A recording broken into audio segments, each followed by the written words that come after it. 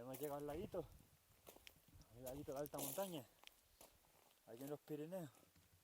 Qué maravilla, las cositas que hay, tío. Qué paz, qué tranquilidad, no se escucha nada. A mí, nada más. Ahora vamos a ir para allá a ver qué hay, qué vistas tenemos. Eso es Francia. Vamos a cruzar Francia andando por los Pirineos. Qué maravilla. Bueno, frontera España-Francia.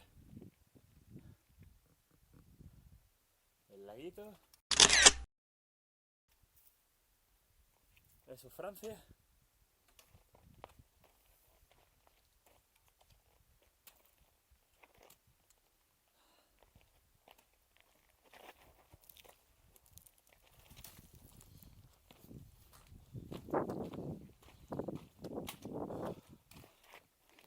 Estamos llegando a la cumbre.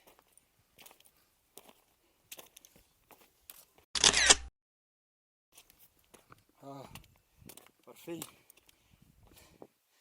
Las vistas impresionantes.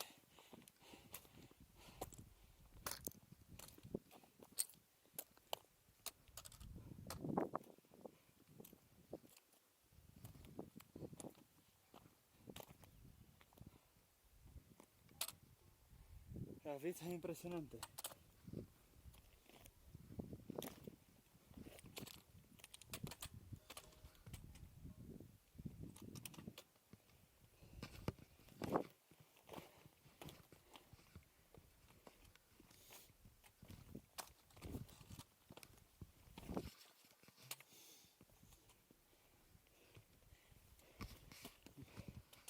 El pico de la Vernatoire, 2517 metros.